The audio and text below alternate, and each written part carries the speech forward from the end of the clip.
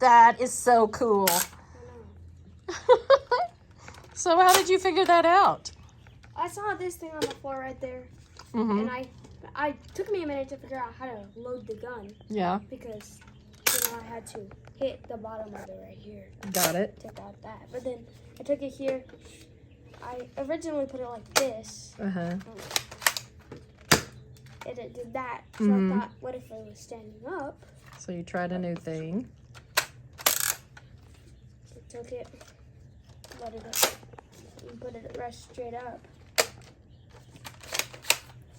And then That it is out. so awesome. I love it. All right, so that's kind of an introduction to, general geniusness. And so what I would like to talk with you about, first of all, is who are you? I'm Grayson Salter. Oh, okay, Grayson Salter. And Grayson is actually a grand student. I taught his mom. So that's kind of cool. So tell me about dyslexia and your experience.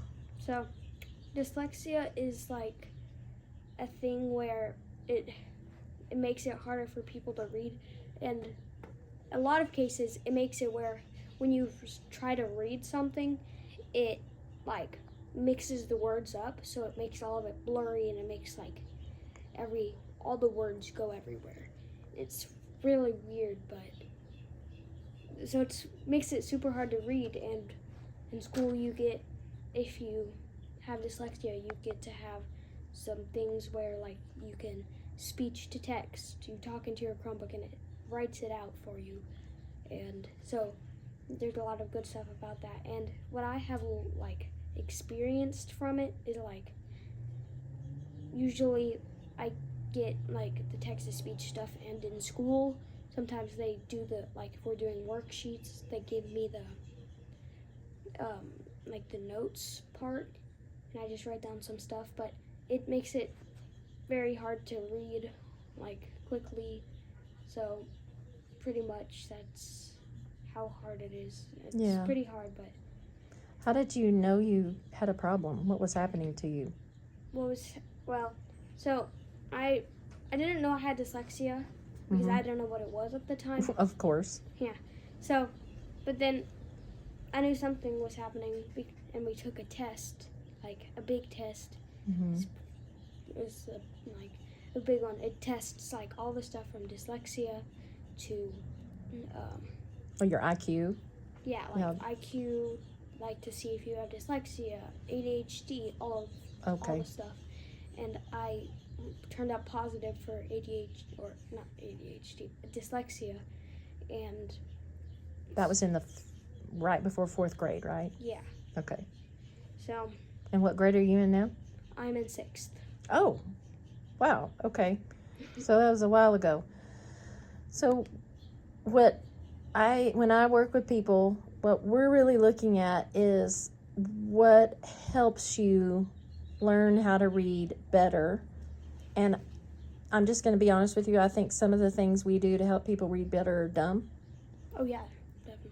So I want to hear you talk about what are some things that weren't dumb that actually help you. What do you do? How do you fix it?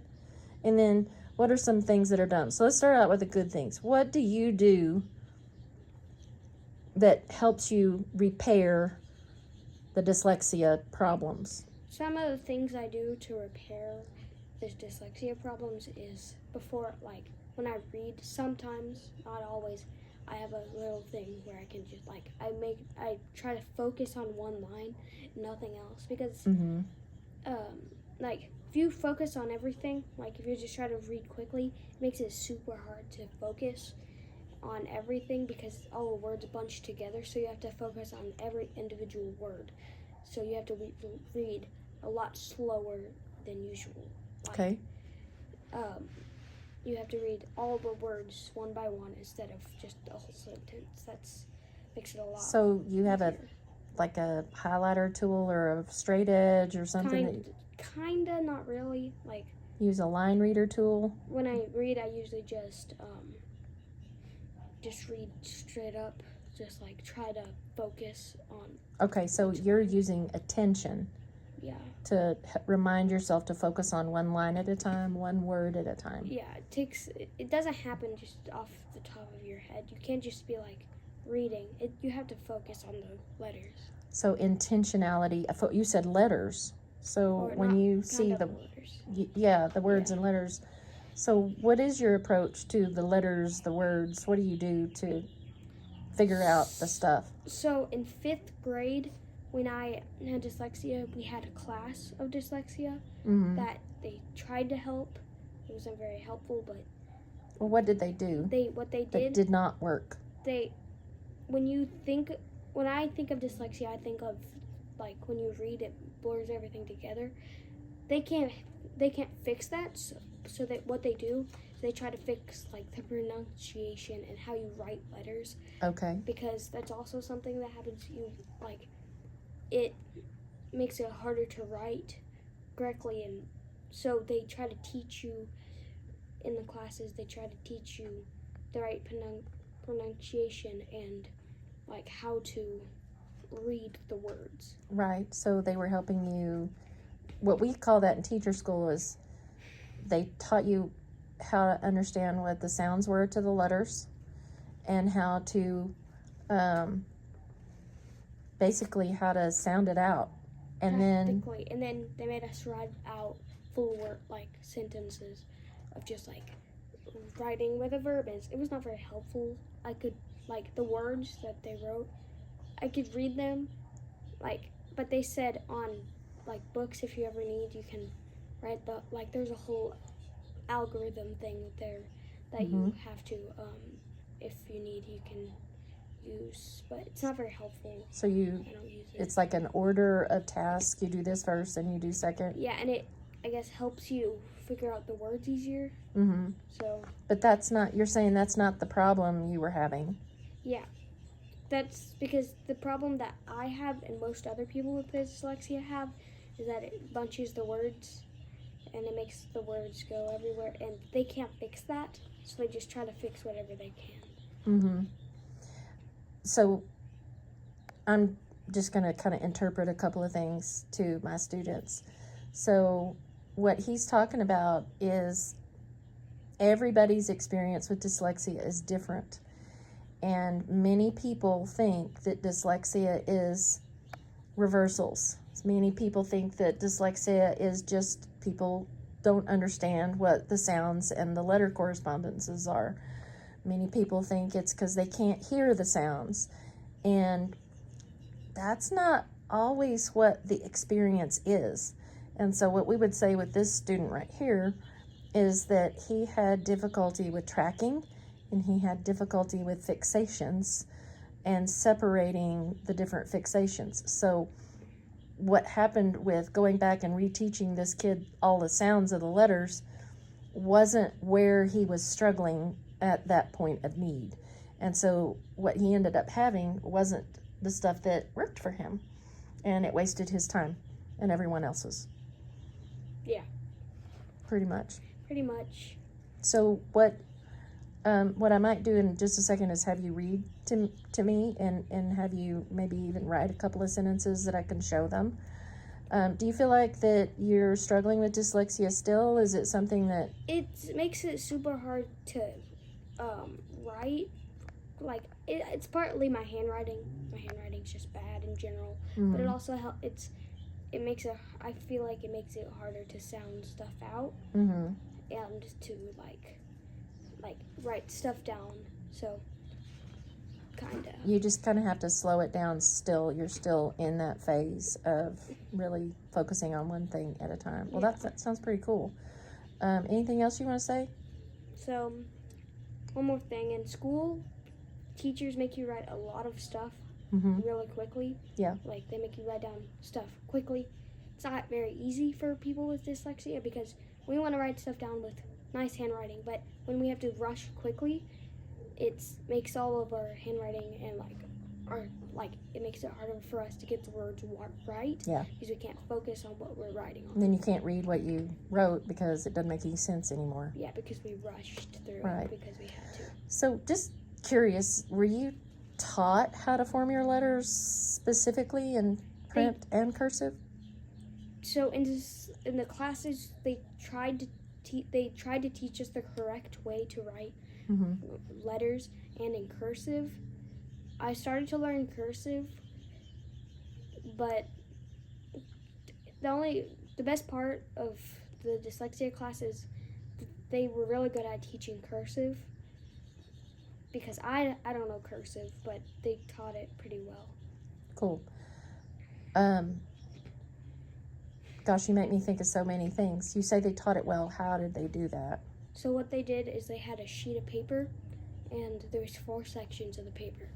The first section was the letter that you're trying to learn, and you would write it down, like it was the letter, and then you would trace it with the letter, and then the second part was you would write a bunch of that letter, like just over and over again to try to get good. Yeah. The third part is you would take it and you would close your eyes and you would try to write the letter in cursive just to try to get better. So and your then, physical memory and internal visualization is what I would call that. And then the last part is you would write words with it, like with the letters you know. Yeah. They would take the letter and try to use it to make other words. Cool. One more question. I have to remember what it is. I may have forgotten completely. Oh,